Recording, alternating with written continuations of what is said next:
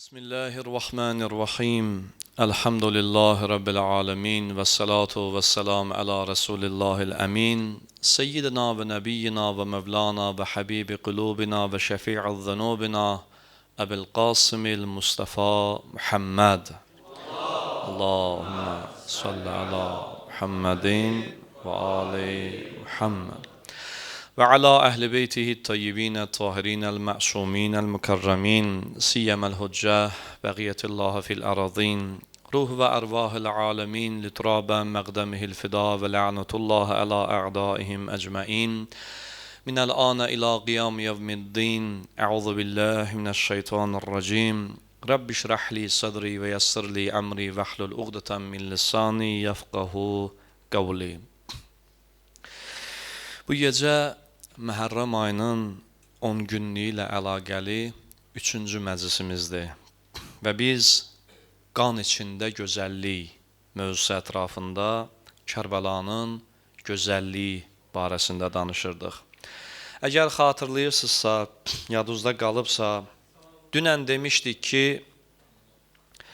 Kərbəlanın bir gözəl tərəfi də budur ki, o insana öyrədirdi ki, öz mənfi xüsusiyyətlərindən qaçma, öz pis tərəflərini müdafiə eləmə, onları müalicə elə, düzət ki, sonun pis olmasın. Kərbəlanın bir gözəlliyi də bu idi, dünən danışdıq. Və söhbətimiz Qur'an-ı Kərimin Tin surəsinin 4-cü ayəsinin və Həzrəti xanım Zeynəbin dilindən nəql olunan bir hədisin ətrafında davam eləyir. Uca Allah həmin surədə buyurur ki, لَقَدْ خَلَقْنَا الْإِنسَانَ فِي أَحْسَنِ تَقْوِيمٍ Biz insanı gözəl biçimdə, gözəl məqamda yaratdıq. Xanım Zeynəbin dilindən olan hədis isə budur ki, mən Kərbəlada gözəllikdən başqa bir şey görmədim. Mövzumuz davam eləyir. Bu ayəni və bu hədisi Kərbəla kontekstindən izah və təfsir etməyə çalışırıq. Bugün də Allah nəsib eləsin, lütf eləsin, Kərbəlanın gözəl tərəflərindən biri barədə danışacağıq. Kərbəlanı bu qədər gözəl eləyən, onu bizə bu qədər sevdirən çox gözəl cəhətləri var. Onlardan biri də Kərbəlanı yaradan insanların hamısının bir mənalı olaraq gözəlliyin mənbəyi olan Allaha bağlı olmalarıydı. Bütün gözəlliklər hamısı Allahdandır. Nə gözəllik varsa həyatda, dünyada, hamısı Allahın lütfü iləndir. Onun gözəlliyinin təzahürüdür. Və insan özü-özünə gözəlləşmir. O gözəlliyin mənbəyi olan Allaha yaxınlaşdıqca gözəlləşir. Necə ki, bir misal çəkim, rahat başa düşəsiniz fikrimi. Necə ki, hər gün səmada gördüyümüz və gözəlliyinə heyran olduğumuz o nur saçan ay ki görürük, həmin ayın özünün işığı yoxdur. Əgər günəş olmasa, ay ümumiyyətcə gecə səmada görsənməz. Ay öz işığını, yəni öz gözəlliyin günəşdən alır. Günəşin nurun bizə əks elətdirir ki, biz ona gözəl deyirik. Onun özünün gözəlliyi yoxdur. Gözəlliyin günəşdən alaraq bizə əks elətdirir deyə gözəl görsənir. İnsan da eyni ilə ay kimidir. Gözəlliyin Allahdan alanda gözəl olur. Gözəlliyin mənbəyindən qidalananda gözəl olur. Gözəllik bir nurdur, onu Allahdan alanda insan gözəlləşir. İnsan Allaha yaxınlaşdıqca gözəlliyi çoxalır, uzaqlaşdıqca isə gözəlliyi azalır və bir həddə çatır ki, o həddən sonra yoxa çıxır artıq. Gözəlliyi yoxa çıxır. Kərbəlada 2 dəstə dayanmışdı. Biri Allaha o qədər yaxın idi ki, Allahın nuru ilə gözəlləşmişdi. Bir dəstə isə Allahdan o qədər uzaq idi ki, gözəllikdən əsər əlamətləri qalmamışdı. Amma o cəbhənin içində, İmam Hüseyni öldürməyə gələn insanların içində hələ də gözəlliyin qoruyub saxlaya bilən kişilər var idi deyə, onlar İmam Hüseynlə üzləşəndə tövbə eləyib qayıtdılar, İmam Hüseynə qoşuldular. Məsələn, Hür, ruhu şad olsun. Hür qarşı cəbhədə idi. İmam Hüseynlə döyüşə gəlmişdi. Sərkərdə idi, komandir idi. Amma gözəllik var idi içində. Kişilik, mərdlik, insaniyyət var idi içində deyə. Yəni Allahın gözəlliyindən onda bir pay var idi deyə. O gözəllik payı onda var idi. O imkan vermədi İmam Hüseynin qanına əli batsın. Və qoşuldu İmam Hüseynin qoşununa. Yəni bizdə gözəllik varsa, bu gözəllik gözəl olanları cəzb eləyəcək.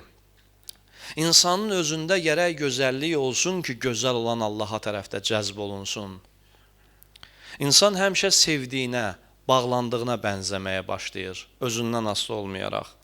Kərbəla əhli də bütün varlıqları ilə Allaha bağlı olduqları üçün, bütün davranışlarında, sözlərində, əxlaqlarında ilahi gözəllik təcəlli eləyirdi.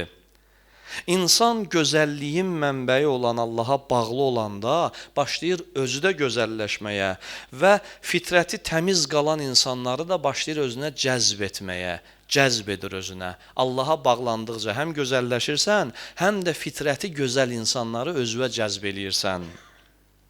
Bugün cəsarətlə deyə bilərik ki, Kərbəlanın özündə problem yoxdur.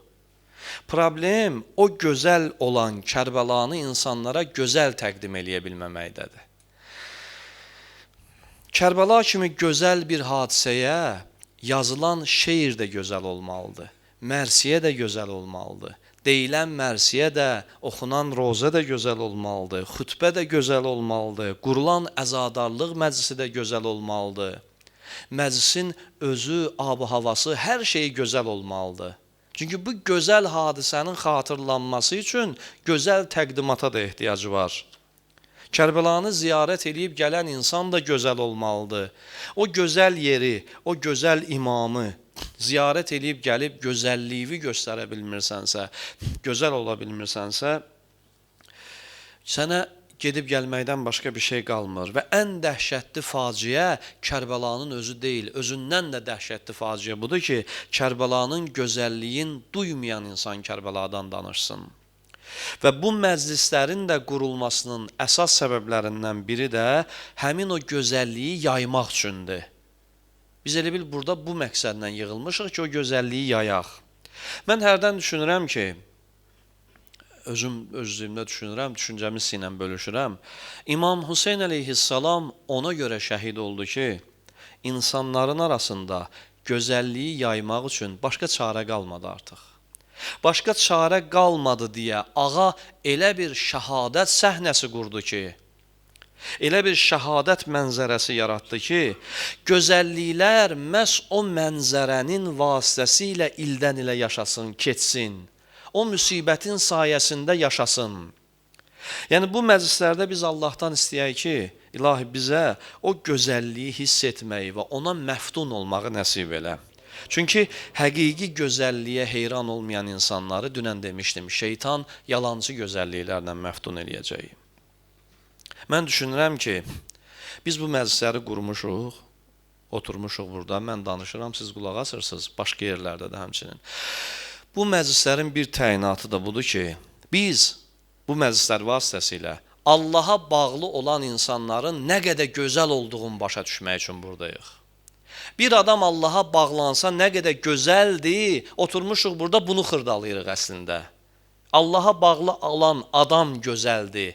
Niyə gözəldir? Allaha bağlıdır. Allaha bağlıdır deyə nə qədər gözəldir deyə bu məclislər qurulub. Uca Allah Əraf surəsində 180-ci ayədə buyurur ki, وَلِلَّهِ الْأَسْمَاءُ الْحُسْنَى Buyurur, gözəl adlar Allaha məxsusdur. Allahındır gözəl adlar. Yəni gözəlliklər hamısı Allahdandır. Bütün gözəlliklərin sahibi Allahdır. Nə gözəl xüsusiyyət varsa, nə gözəllik varsa, hamısı Allahdandır. Və Allaha bağlılıq nə qədər çoxdursa, Allaha məhəbbət nə qədər çoxdursa, həmin gözəl adlar insanda da təzahür eləyir. İnsanda təzahür etməsinə səbəb olur. İnsan Allaha yaxınlaşdıqca, ona daha çox bağlı olduqca, onu daha çox sevdikcə, Allahın o gözəl adları başlayır insanın özündə təzahür etməyə. İmam Sadiq əleyhissalam buyurur ki, and olsun Allaha ki, Allahın ən gözəl adları biz əhl-i beytik. Biz əhl-i beytik. Niyə imam buyurur ki, Allahın ən gözəl adları bizik? Çünki onlar hamıdan çox Allaha bağlı idilər, hamıdan çox yaxın idilər və bu bağlılığın və yaxınlığın səbəbindən Allahın gözəl adlarının nuru onların vücudlarında əks olunurdu. Allahın gözəlliyi imamətdə əks olunurdu, peyğəmbərlərdə əks olunurdu, Allah dostlarında əks olunurdu. İmam Hüseyn əleyhissalam bir nümunə təqdim elədi bizə ki, insanın Allahla münasibəti güclənsə, bağlılığı çoxalsa, o nə qədər gözəl ola bilər, nə qədər gözəlliyin zirvəsini fəth eləyə bilər insan Allaha bağlılıqla. Bəşər ibn Qalib İmam Hüseynin dövründə yaşayıb. Nəql eləyir ki, bir gün həcdə idim, Ərafatda İmam Hüseynlə qarşılaşdım. Allah hamiya, burada əyləşən bu əzadarlara, o gözəl Ərafatda tövbə etməyi, orada həcc etməyi nəsib eləsin inşallah. Deyirdi ki, Ərafatdaydım, gördüm İmam Hüseyn də Ərafatdadır. Oturub dua oxuyur. İmam Ərəfə duasını oxuyur. Çox gözəl duadır o dua. Qismət olar bir-iki hissəsindən bu Məhərrəm ayəsində sizin üçün oxuyub tərcümə eləyərəm. Buyurur, gördüm Ərəfə duasını oxuyur. Amma elə ağlayır ki, kənardan baxan deyər ki, dünyanın ən günahkar insanıdır, Allah huzurunda bağışlanmaq istəyir. Deyir, dua bitdi, biz gözlədik ki, imam duasını bitirsin, biraz onunla söhbət eləyək.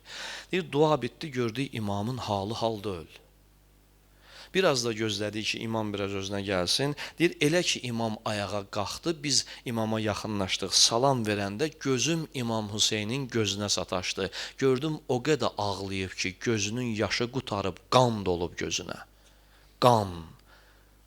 Allah huzurunda bu qədər ağladı.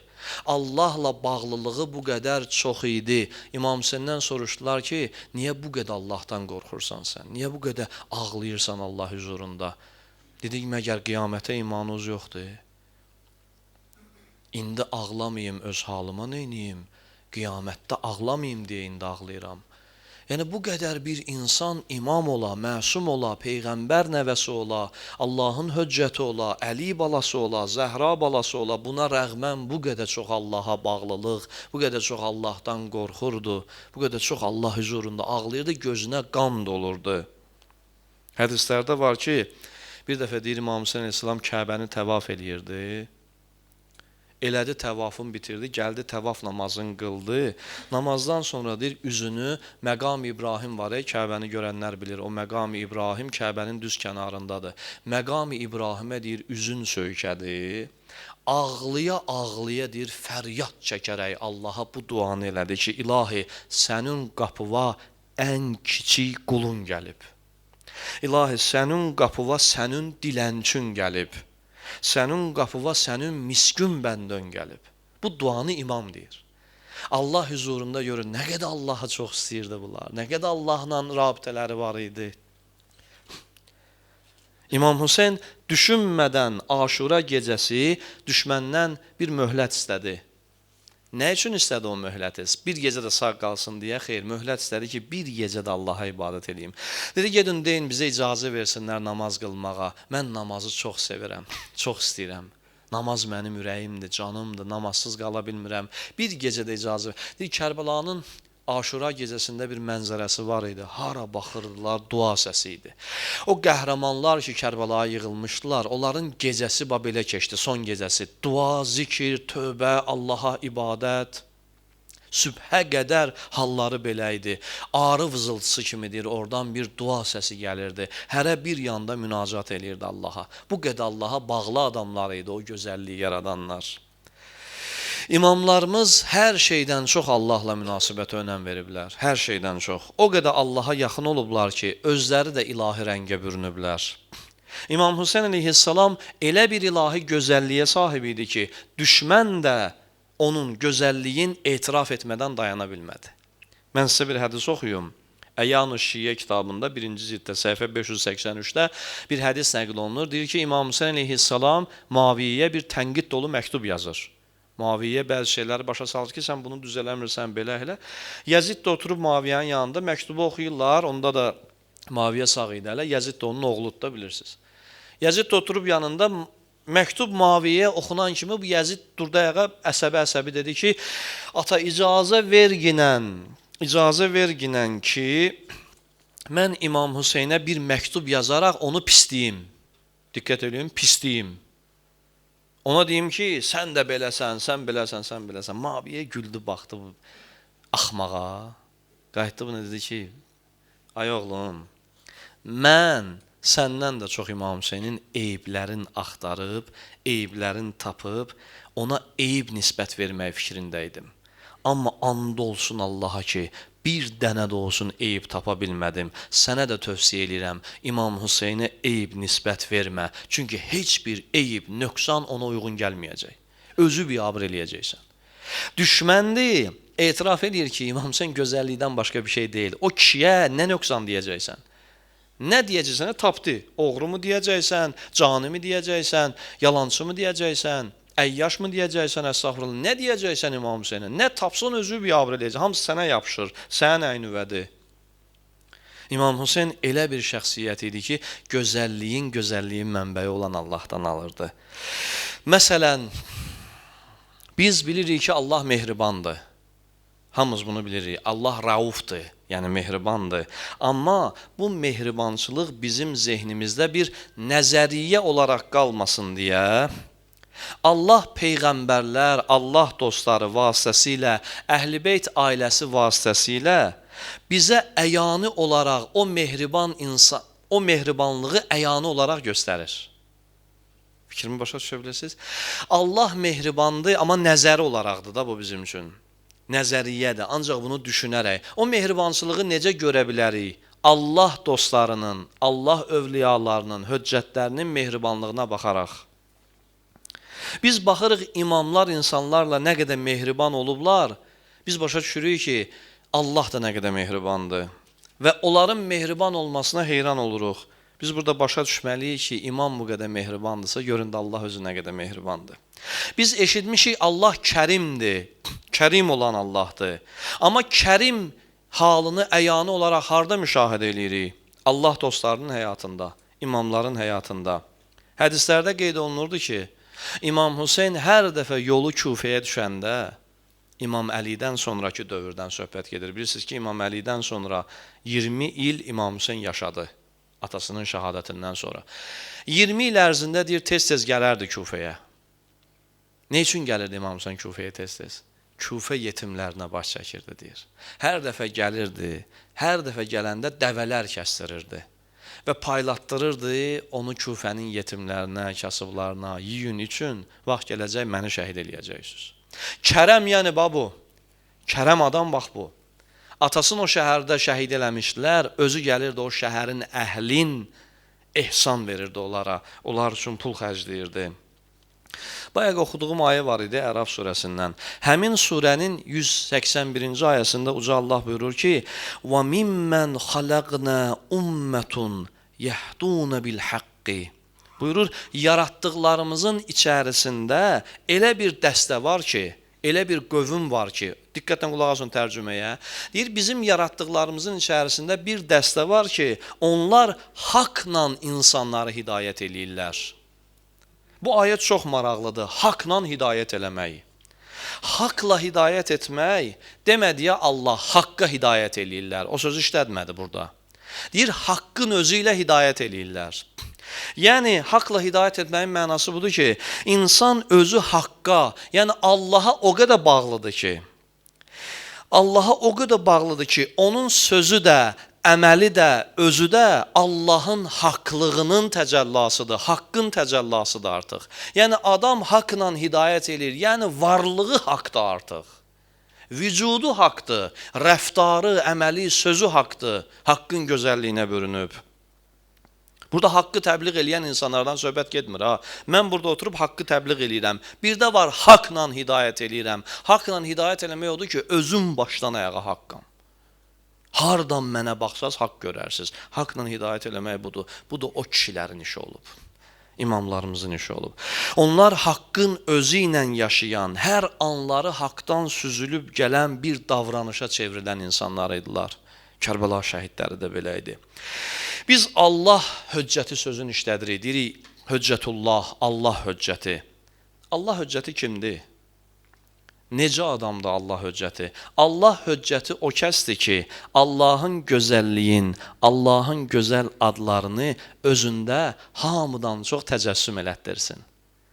Ona baxanda Allahın gözəlliyi görsənsin. O adamdır Allah höccəti. İmam Əli Allahın höccəti idi. Xəlifə olduğu zaman bir hadisə düşdü yadıma, danışım sizə. Xəlifə idi ağa. Ona xəbər verirlər, dostunun birini, Əbuləsvət Duəli adında İmam Əlinin çox yaxın bir dostu var idi. Çox yaxın idi ağaya. Özü də böyük alim idi, qrammatik alimi idi, dilçi idi. Onu məhkəməyə hakim qoymuşdu Əleyhisselam. Ya bilmirəm, şəhər hakimi idi, ya məhkəmənin qazısı idi. Deyəsən, məhkəmə qazısı olub, bu ikisindən biri. Məhkəmədə qazı, yəni şəhərin baş hakimi idi. Məhkəmədə bir gün əsəbləşir, elə bil 2-3 nəfər gəliblər, bir mübahisəli məsələ var. Orada da bir dənə kasıb bir müsəlman olur. Ki, düşüblər bunun üstünə, bu yazığı təkliyiblər, indi bir problem çıxıb. Əbuləsvət Duəli o kasıb müsəlmanı dindirir, bu da qorxur da yazıq, biraz belə qorxa-qorxa, hürkə-hürkə cavab verir. Kasıb elə adı üstündə də bu yazı, fağır. Əbuləsvət Duəli qışqırır onun üstünə. Bək danışda, məsələn, mən deyirəm, belə. Biraz bək danışda səsin gəlmir, səsin qaldırır onun üstünə. Əli əleyhissalam eşidən kimi ki, onun ən yaxın dostu kasıbın üstünə səsin qaldırıb, dərhal fərman yazır, işdən azad edir. Ona deyir ki, Əbuləsvət, baxma ki, dostumsan, nəsən, sənin haqqın yoxdur kasıbın üstünə səsi qaldırasan. Allah höccəti bax bu. Bu qədə Allah gözəlliyin təsvir eləyə bilir, təcəssüm elətdirə bilir. İnsan eyni ilə İmam Əli kimi, imamlarımız kimi Allaha nə qədər çox yaxınlaşsa, bilirsiniz nə baş verir? İnsan şəxs olmaqdan çıxır, ilahi gözəlliklərin təcəllisi olmağa başlayır. Artıq mən çevrilir olur Allahın gözəlliyinin daşıyıcısı. İmamlar təkcə haqq yolu göstərmirdilər, onlar haqq yolun özü idilər. Haqqın özü idilər. Haqqın bütün gözəlliklərinə bürünüb, haqqın gözəlliyin öz vücudları ilə göstərən insanlar idilər. Biz Kərbəlaya baxanda, orada təkcə haqq uğrunda mübarizə aparan insanlar görmürük. Bu, onlar üçün balaca tərifdir. Özlüyündə böyük tərifdir ya. Haqq uğrunda mübarizə aparmaq benim hər adamın işidir, hər kişinin bacaracağı şeydir. Haqq uğrunda mübarizə balaca tərif deyil, amma onlar üçün balacadır. Sualınız yəqin yarandı ki, yaxşı, ondan böyük tərif bilirsən, Kərbəla şəhidlərinə. Deyəcəm sizə, bilməm, razılaşacaqsınız ya yox. Haqq uğrunda mübarizə aparmaqdan da daha gözəl tərif var. Biz Kərbəlada haqqın özünə çevrilərək, haqqın gözəlliyini göstərmək üçün mübarizə aparan insanları görürük. Kərbəla haqq uğruna mübarizədən daha çox haqqın gözəlliyini göstərmək üçün mübarizə idi. Kərbəlada elə bil mübarizə aparırdılar ki, haqqın gözəlliyi bugün bizə çatsın. Baba, 1400 il keçib bizə çatsın ki, Kərbəla gözəl idi. İnsan gözəllik olub, gözəl dəyərlər və s. və axır. Onlar şəhid oldular ki, haqqın gözəlliyi biraz da aşkar olsun. Məsələn, Allahın haqq olan bir adı var. Haqq olan Allahımızın bir gözəl adı var. Səttərul uyub. Səttər Allahın adıdır. Səttər nədir? Yəni örtən, eyibləri gizlədən.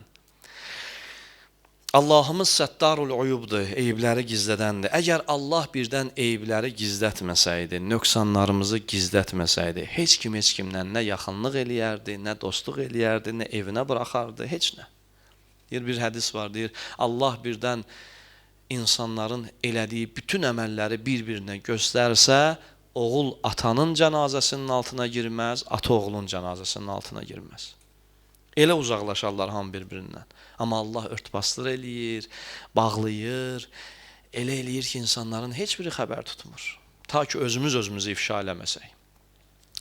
İndi baxın, Allah səttərdir, eyibləri örtəndir. İndi bu sifətin mən sizə İmam Hüseyndə olan bir təcəllasını deyim. Aşuradan bir neçə gün əvvəl İmam Hüseyn ona Küfədən yazılan məktubların hamısını yandırdı. Niyə? O düşməsin İbn Ziyadın əlinə.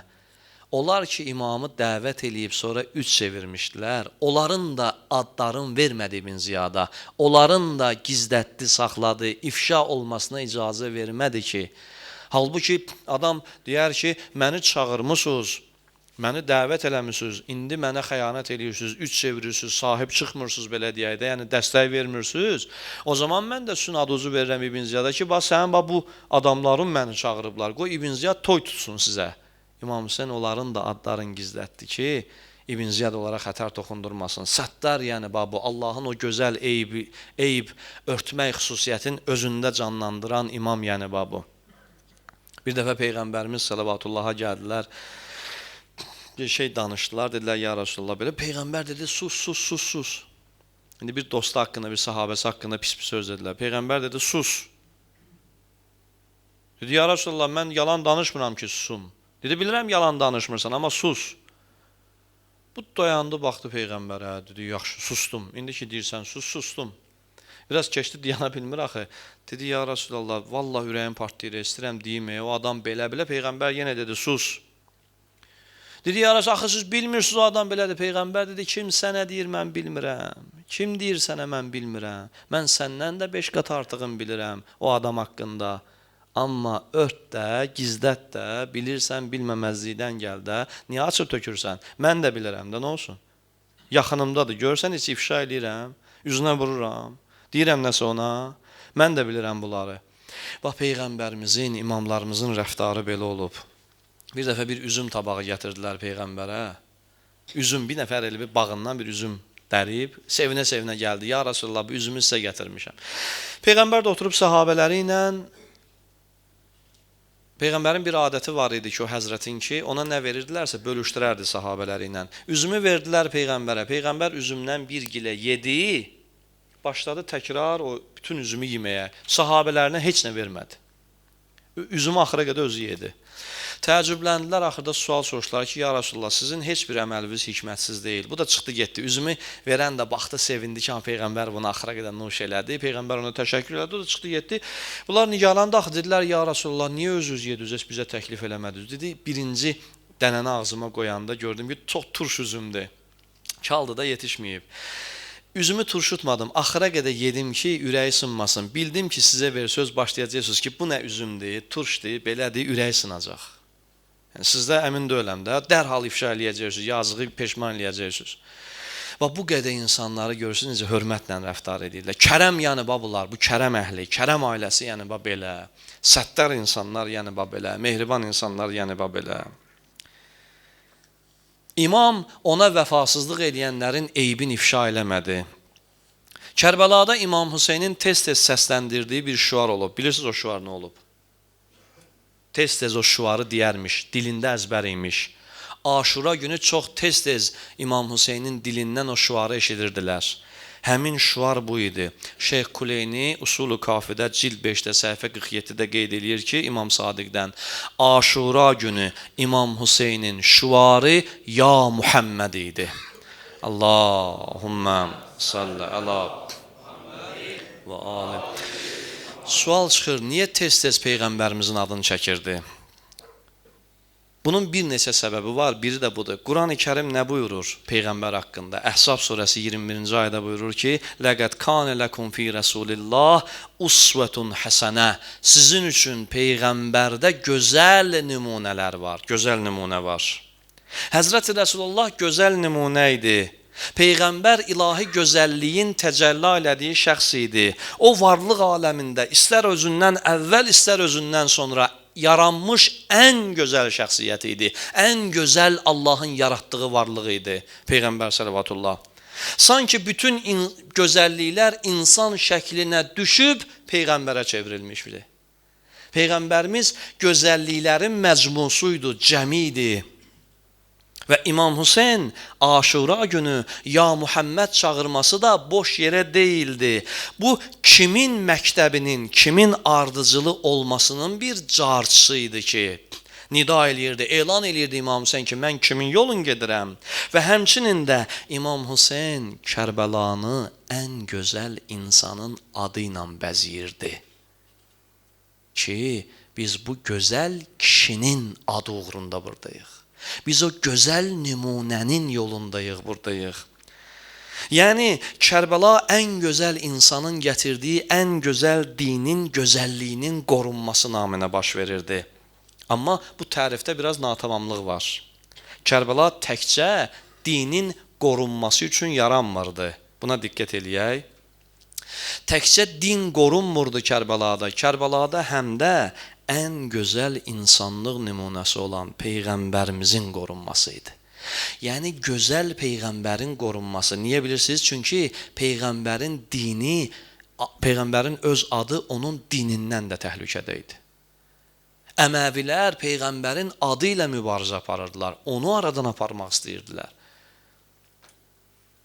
Əməvi sistemi Peyğəmbərin əxlaqı ilə, pak şəxsiyyəti ilə, qurduğu o gözəl sistemlə mübarizə aparırdı. Kərbəla hadisəsi Peyğəmbərin adı və şəxsiyyəti olduğu kimi gözəl qalsın, gözəl tanınsın, gələcək nəsillər Peyğəmbərin gözəlliyindən məhrum olmasın deyə yaranırdı. İmam Hüseyn boş yerə ya Muhammed demirdi. Yəni, məna budur burada həm də ki, yəni ən gözəl olan Muhammed gözəl tanınsın, gələcək onu gözəl tanısın, Əməvilər Peyğəmbərin gözəlliyin gizlətməsin, Kərbəla Peyğəmbərin gözəlliyin yaşadan bir məktəbi idi həm də. Kərbəlada bir tərəf Yəzidi üstün bilirdi. Niyə? Çünki onlara görə gözəlliyi gücdə idi, pulda idi, vəzifədə idi. İmam Hüseyn onların bu düşüncələrinin müqabilinə hansı şüarla çıxırdı? Ya Muhammed şüarı ilə çıxırdı. Yəni, bəyan eləyirdi ki, həqiqi gözəllik kimdədir? Həqiqi gözəl kimdir? Cəmaat Yəzidi Əmir-əl-Müminin biləndə İmam Hüseyn deyirdi, ya Muhammed, yəni Muhammedə ən çox bənzəyəndir gözəl olan. Yəzid hara, Peyğəmbər hara? O gözəl kişinin yolunu Yəzid nə vaxtdan davam elətdirə bilir? Həm də İmam Hüseyn əleyhissalam bəyan eləyirdi ki, usvətun həsənə, bu sözümü sonda deyirəm sizə, bunu yaxşı yadda saxlayarsınız, zəhmət olmasa. İmam Hüseyn bəyan eləyirdi ki, Quran deyir, usvətun həsənə, ən gözəl nümunə. İmam Hüseyn Kərbəlada bəyan eləyirdi, bağlı olan insanlardılar. İmam Hüseyn bəyan eləyirdi ki, nə qədər çox bağlı olacaqsınızsa, Allaha o qədər də usvətul həsənə olacaqsınız, gözəl nümunə olacaqsınız insanlara. Və İmam Hüseyn əleyhissalam bütün dünyaya bəyan eləyirdi ki, sizin xoşunuza gəlsə də, gəlməsə də, haqqa bağlı olan və haqqın nuru ilə gözəlləşən insanlar olub, olacaqlar. Nə qədər çirkinliyi yayırsız yayın, fəsadı yayırsız yayın, narkomaniya, qumar, əxlaqsızlıq, o birisi, bu birisi, bunlar nə qədər yayılır, yayılsın, yenə də gözəl insanlar olub, olacaqlar. Bitirə bilməyəcək heç kim bunu. Şeytan başın divara da vursa, göyə də çıxsa, hər nə hilə də işlətsə, gözəl insanları bitirə bilməyəcək. İmam Hüseyn Kərbəlana bunu izah elədi. Öldürə bilərsiniz, şəhid eləyə bilərsiniz, amma bitirə bilməyəcəksiniz, davamı gələcək bunun. 1400 ildir bu məktəb təkrarlanır, bunun bir elanı var ki, gözəllik bitmir, tükənmir. O gözəlliyi bugün də öz çiyinlərində davam elətdirən, o gözəl nümunələrə çevrilməyi bacaran insanlarımız var, olub, bundan sonra da olacaq. Və nəticəmiz bu oldu ki, Kərbəla qəhrəmanları haqqa, Allaha o qədər bağlı idilər ki, haqqın gözəlliyinin təcəllasına çevrilmişdilər. Və biz onlardan, bugünkü dərsimiz bu olsun da, aldığımız dərs və biz onlardan haqqa bağlı olaraq gözəlləşməyi, sözün əsl mənasında haqla gözəl olmağı öyrənməliyik. Gözəllik haqla olduğun zaman baş tutur. Haqdan kənarsansa gözəllikdən danışmasan, artıq gözəl insan deyilsən. Nə qədər düzsənsə gözəlsən, nə qədər haqsansa gözəlsən, nə qədər ədalətlisənsə gözəlsən, insaflısansa gözəlsən, mərhəmətlisənsə gözəlsən, mehribansansa gözəlsən, səbirlisənsə gözəlsən. Bu gözəlliklər səndə varsa gözəlsən.